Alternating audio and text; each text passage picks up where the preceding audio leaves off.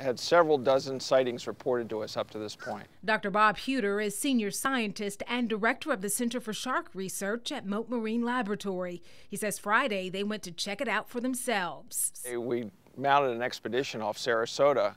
We had reports coming in off the water of a group of sharks out there, and sure enough, when we got out to the spot, about 23 miles out, there were not one or two whale sharks, but 10 in one area. Very unusual for this coast. And that has scientists wondering whether large fish like whale sharks might be changing their patterns due to the Deepwater Horizon oil spill out in the Gulf. I suspect that these sharks have been displaced by the oil out in the deep Gulf, and they're coming up more closer to the beaches, more up on what we call the continental shelf. He says it's not just whale sharks either. But when you combine all these sightings, whale sharks, sailfish, tuna, and so on, closer to shore, with the fact that this oil is spinning out there about 100 miles out, it just leads us to believe that maybe these animals are getting displaced and coming in closer to our coast.